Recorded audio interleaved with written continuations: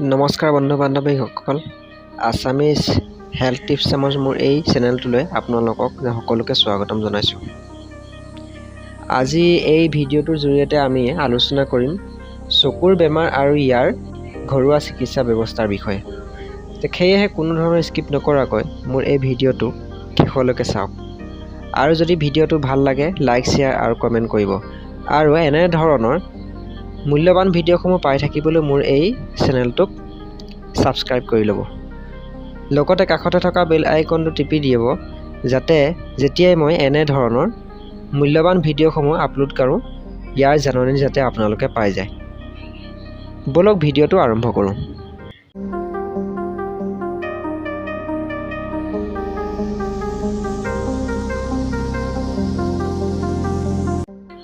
চকুৰ সমস্যা বা চকুৰ বেমাৰ এটা বহুত ডাঙৰ সমস্যা। সকলো বয়সৰ লোকৰেই চকুৰ সমস্যা হ'ব পাৰে। বৰ্তমান সময়ত পৰিৱেশ প্ৰদূষণৰ এটা ডাঙৰ সমস্যালৈ পৰিণত হৈ পৰিছে সেয়েহে ইয়াৰ ফলত চকুৰ এনে সমস্যা সৰ্বাধিক হ'ব ধৰিছে। প্ৰাচীন কালত চকুৰ এনে সমস্যা বহুত কম হৈছিল যিহেতু সেই সময়ত পৰিৱেশ প্ৰদূষণ নাছিল।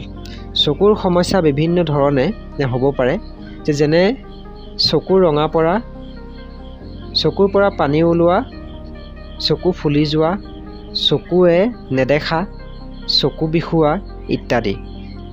আনহাতে চকুৰ এই সমস্যাৰ কাৰণ হিচাপে বিভিন্ন কাৰণ হ'ব পাৰে যেনে বায়ু প্ৰদূষণ, পানী প্ৰদূষণ, বেক্টেৰিয়াৰ প্ৰভাৱ, ভিটামিনৰ কমি আৰু শাৰীৰিক ব্যাধি ইত্যাদি।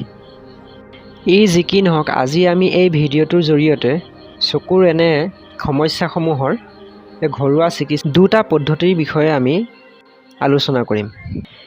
ইয়াৰে প্ৰথম চিকিৎসা ব্যৱস্থাটো হৈছে আদা, পিঁয়াজ, নেমু আৰু মৌ ৰস। ঘৰুৱা এই ঔষধ তৈয়াৰ কৰা প্ৰণালী হিচাপে 1 চামুচ আদাৰ ৰস ল'ব লাগিব।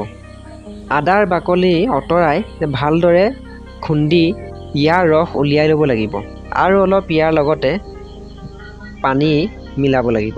ইয়াৰ পিছত 1 চামুচ বগা পিঁয়াজৰ ৰস আৰু 1 চামুচ নেমুৰ ৰস আৰু লগতে 3 চামুচমান মৌ ৰস মিলাই ভালদৰে তৈয়াৰ কৰি ল'ব লাগিব।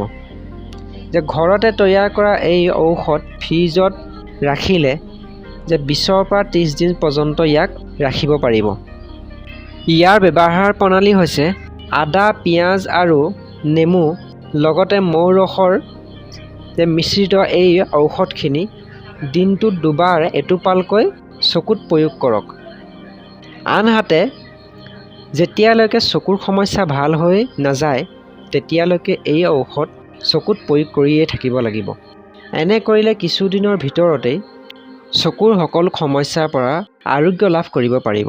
আৰু ইয়াৰ পিছৰ প্ৰতিকাৰটো হৈছে চফ, বাদাম আৰু মিচিৰি প্ৰয়োগ।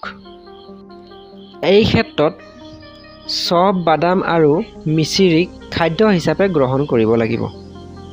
এই ঔষধ তৈয়াৰ কৰিবলৈ হ'লে 100 গ্ৰাম চফ, 100 গ্ৰাম বাদাম আৰু 100 গ্ৰাম মিচিৰি একেলগ কৰি এইসমূহক ভালকৈ পিচি গুড়ি কৰি লওক। আনহাতে ডায়েবেটিছ থকা লোকে মিচিৰি প্ৰয়োগ নকৰিলেও হ'ব। আৰু এই ঔষধসমূহ ভালকৈ টেমা বা বৰ্তন এটাত যতনে ৰাখি থওক।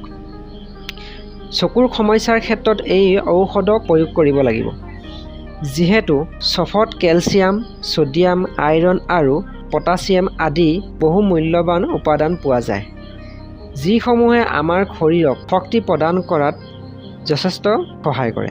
আনহাতে চকুৰ ক্ষেত্ৰত ই অতি লাভদায়ক। বাদামত ফাইবাৰ আৰু প্ৰটিন প্ৰচুৰ পৰিমাণে পোৱা যায় আৰু লগতে ভিটামিন ই ইয়াত প্ৰচুৰ পৰিমাণে পোৱা যায় যিসমূহ চকুৰ কাৰণে অতি উপযোগী। চফ, বাদাম আৰু মিচিৰিযুক্ত ঔষধ প্ৰয়োগ কৰিলে অতি সোনকালে চকুৰ সকলো সমস্যাৰ পৰা আৰোগ্য লাভ কৰিব পাৰিব। লগতে চকুৰ ৰশ্মি উন্নত হ'ব। ইয়াৰ ব্যৱহাৰ প্ৰণালী হৈছে প্ৰাপ্তবয়স্কৰ বাবে ৰাতি খোৱাৰ আগত এগিলাচ গাখীৰৰ লগত 1 চামুচ এই ঔষধ প্ৰয়োগ কৰি গ্ৰহণ কৰিব লাগিব।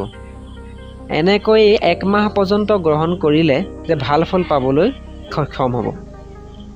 আনহাতে সৰু ল'ৰা ছোৱালীৰ ক্ষেত্ৰত ৰাতি খোৱাৰ আগত 1 চামুচৰ 3 ভাগৰ এভাগ একাপ গাখীৰৰ সৈতে মিলাই সেৱন কৰিবলৈ দিয়ক। এনেকৈ শিশুসকলেও 1 মাহ পৰ্যন্ত ব্যৱহাৰ কৰিব লাগিব। এনে কৰিলে নিশ্চিতভাৱে চকুৰ সকলো সমস্যাৰ পৰা পৰিত্ৰাণ পাব। এয়াই আছিল আজিৰ চকুৰ সমস্যাৰ 2টা ঘৰুৱা চিকিৎসা ব্যৱস্থা। যদি ভিডিঅ'টো ভাল লাগিল লাইক শ্বেয়াৰ আৰু কমেণ্ট কৰিব আৰু এনে ধৰণৰ মূল্যৱান ভিডিঅ'সমূহ পাই থাকিবলৈ মোৰ এই চেনেলটোক ছাবস্ক্ৰাইব কৰি ল'ব। ভিডিঅ'টো সম্পূৰ্ণকৈ চোৱাৰ বাবে ধন্যবাদ।